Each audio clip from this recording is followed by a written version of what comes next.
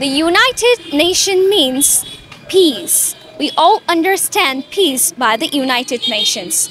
UN Secretary General is coming to Cox's Bazar this Friday. By talking to various kinds of people, we would know that what demands they have to UN Secretary General. Rohingya refugees have been staying in refugee camps in a tourist city like Cox's Bazar for 8 years. This has affected the lives of the people of Cox's Bazar. Cox's Bazar has been strongly affected in both positive and negative ways. The common people want immediate repatriation and a better quality of entertainment area in Cox's Bazar so that Cox's Bazar can be recognized internationally.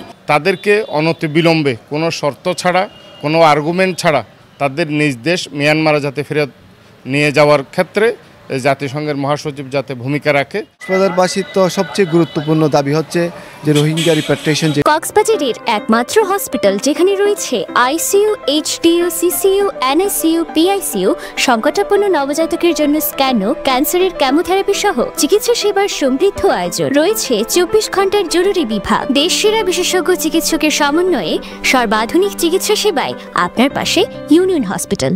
এটা আছে সেটা রোহিঙ্গারা প্রত্যাবাসন হোক, সেটা কক্সবাজার পুরো কক্সবাজারে চাই যাতে তারা তাদের দেশে ফিরে যায়। এখানে যদি স্পোর্টস ট্যুরিজম করা যায়, এখানে যদি মেডিকেল ট্যুরিজম করা যায়, এখানে যদি আইটি ট্যুরিজম করা যায়, এক্ষেত্রে যদি জাতিসংঘের মহাসচিব ওনাদের যে বিশাল প্রক্রিয়া আছে এখান থেকে যদি আমাদের এখানে এই সমস্ত স্থাপনা বা সমস্ত ট্যুরিজম করার ক্ষেত্রে যদি ওনার কোনো উদ্যোগ নেই তাহলে কক্সবাজারের মানুষ হিসাবে আমরা অত্যন্ত খুশি হব। Various crimes and insecurities have increased due to the FDMN people. At the same time, such case is also seen in Cox's Bazar city. Everyone wants this insecurity to end, and they have demanded that the security of foreigners be strengthened as a tourist city. দেশের আইন শৃঙ্খলা থেকে শুরু করে সব কিছু নষ্ট করতেছে এবং তারা ডাকাতি তারপরে অপহরণ সব কিছু দেশের মধ্যে বেড়ে গেছে। সব কিছুর মধ্যে তদন্ত করলে বেরিয়ে আসে রোহিঙ্গারাই করছে। ওটা অনুরোধ থাকবে, আমার কক্সবাজারবাসীর পক্ষ থেকে অনুরোধ থাকবে যেন সেটি বন্ধ হয়। রোহিঙ্গাদের নিয়ন্ত্রণ করার জন্য আরও বাংলাদেশের আইনশৃঙ্খলা বাহিনী দিয়ে ক্যাম্প ভিত্তিক থাকতে পারে সেই ব্যবস্থা করা। মারাত্মকভাবে যেগুলো ঘটনা হচ্ছে, খুন খারাপি শুদ্ধ, ম্যাক্সিমাম কিন্তু রোহিঙ্গারা জড়িত, আমাদের দেশীয় লোক না।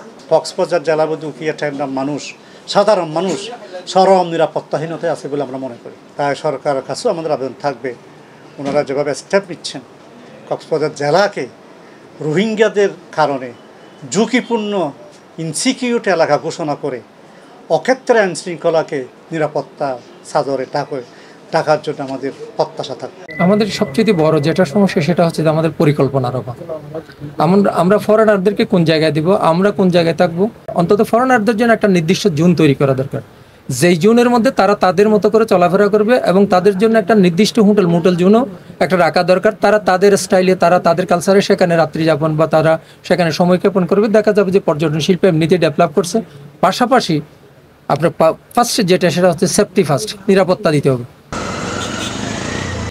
Everyone wants repatriation of FDMN people, and the Cox's Bazar people who are suffering from insecurity want safety and security from the United Nations. Mumtahina Mahi, Hindu News, Cox's Bazar.